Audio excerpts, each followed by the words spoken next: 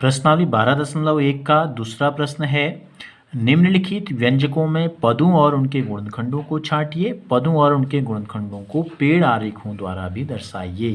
तो देखो इसके पहले में हमको जो व्यंजक दिया गया है x ऋण 3। पहले प्रश्न में हमने व्यंजक कैसे बनते हैं आपको बताया था, पिछली कक्षा में भी आपने इसका अध्ययन किया है। तो देखो इसमें कुल कितने पद हैं, पहले तो हमको पद बताना है और पेड़ आरेख हमको बनाना है। पद अलग कैसे होते हैं, धन या ऋण से, ठीक है, गुणा या भाग से पद अलग नहीं होते हैं। जैसे ये ए भी आपको दिखाई दे रहा है, ए और बी के बीच में गुणा का चिन्ह है लेकिन ये एक ही पद है। इसी प्रकार x ऋण 3 में दो पद हैं, एक ऋण से पहले और एक ऋण के बाद। तो यहाँ लिख देते हैं x और यहाँ लिख देते हैं 3। अब पहले हमको पद छांटना है और फिर इसके गुणनखंड भी बताने हैं। तो गुणनखंड क्या होंगे, x के गुणनखंड x ही है, 3 का गुणनखंड 3 ही है, तो इसको हम नहीं तोड़ सकते। और लिखना चाहें तो 1 गुणा x 1 गुणा 3 लिख सकते हैं। दूसरे में आते हैं, b में जो व्यंजक हमको दिया गया है यह 1 धन x स्क्वायर।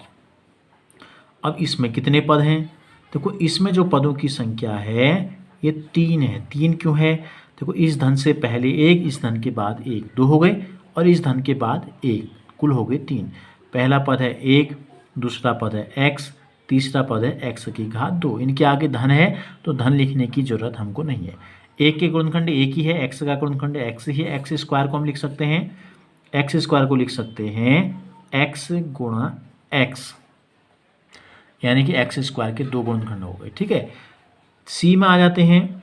c में जो हमको व्यंजक दिया है y ऋण y की घात 3, तो इसमें भी कितने पद हैं, 2 पद हैं। पहला है y और दूसरा है ऋण y की घात 3। ऋण है तो उसको लिखना अनिवार्य है। y के गुणनखंड y है केवल, ऋण y का मतलब क्या है, ऋण का मतलब है ऋण 1। पहले तो हम गुणा कर लेते हैं इसको, तो गुणनखंड यहाँ लिख लेते हैं ऋण 1। अब बचा y की घात 3, यानी कि y को 3 बार गुणा किया गया, 1, 2 और 3। तो ये हो गए इसके गुणनखंड। तो ये हो गया पेड़ आरेख के द्वारा ABC। डी में आते हैं। डी में जो हमको व्यंजक दिया गया है 5x y की घात 2, 5x y की घात 2 धन 7x की घात 2 y। तो देखो बीच में केवल एक धन है, यानी कि 2 पद हैं। पहला 5x y की घात 2 और दूसरा है 7x की घात 2 y। अब इसके गुणनखंड भी हमको करने होंगे। देखो इसके गुणनखंड क्या हो जाएंगे, 5x का मतलब 5 गुणा x है और y की घात 2 का मतलब है y को 2 बार गुणा करना है, y गुणा y। इसी प्रकार 7x स्क्वायर y का मतलब है, सबसे पहले 7 है अंक, फिर x की घात 2 का मतलब x को 2 बार गुणा किया गया और एक y है तो इसका मतलब गुणा y। तो ये हो गए इसके गुणनखंड। अब हम आते हैं अगले में, ई में। व्यंजक ई जो है इसमें हमको दिया गया है, देखो ऋण AB एक पद हो गया, धन 2b स्क्वायर दूसरा पद हो गया, और ऋण 3 a की घात 2 ये हो गया तीसरा पद। तो कितने पद हैं इसमें, 3 पद हैं। पहला है ऋण AB, दूसरा है धन 2b की घात 2 और तीसरा है ऋण 3 a की घात 2। अब ऋण AB का मतलब, ऋण का मतलब मैंने आपको बताया क्या है, ऋण 1 से गुणा किया गया है। AB का मतलब है a गुणा b। तो ये हो गए इसके गुणनखंड। इसी प्रकार 2b स्क्वायर का मतलब 2 गुणा b की घात 2 का मतलब b को 2 बार गुणा किया गया है।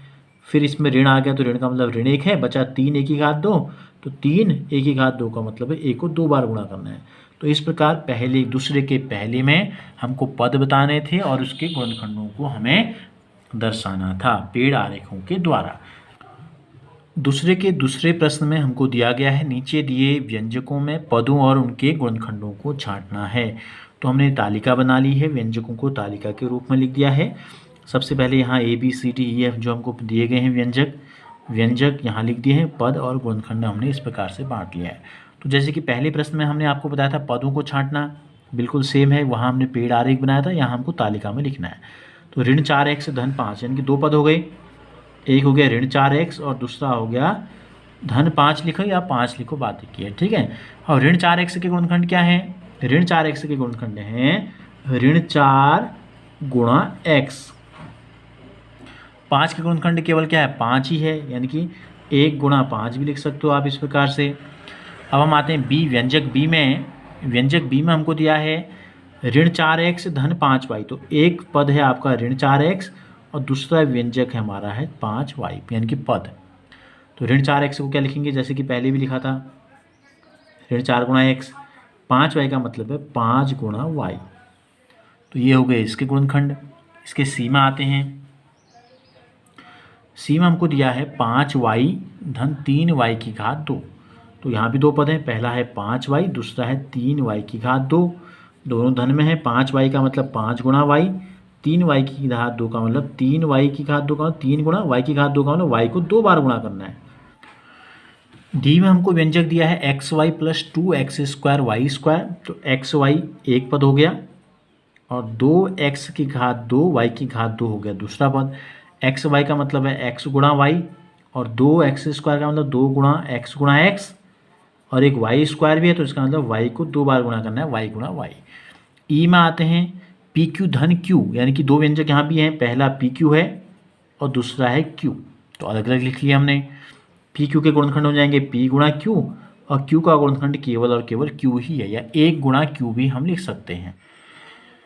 f में जो व्यंजक हमको दिया गया है 1.2 AB, तो पहला पद हो गया 1.2 AB, ऋण 2.4 B दूसरा हो गया, ऋण 2.4 B और तीसरा है 3.6 A, 3.6 A। 1.2 AB का मतलब है 1.2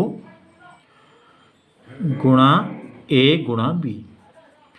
ऋण 2.4 B का मतलब है ऋण 2.4, चाहे तो इनके भी गुणनखंड आप कर सकते हैं, खाली B है तो गुणा B हो गया। 3.6 का मतलब 3.6 गुणा A हो गया।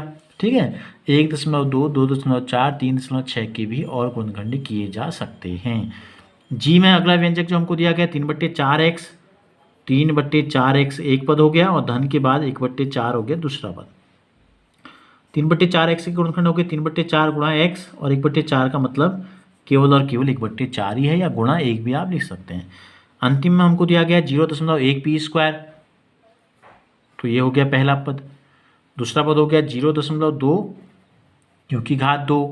अब इसके गुणनखंड क्या हो गए, 0.1 पी की घात 2 का मतलब 0.1 गुणा पी पी को 2 बार गुणा करना है, और 0.2 क्यू की घात 2 का मतलब है 0.2 गुणा क्यू को 2 बार गुणा करना है। तो इस प्रकार से पदों को और उनके गुणनखंडों को अलग अलग हमें बताना था।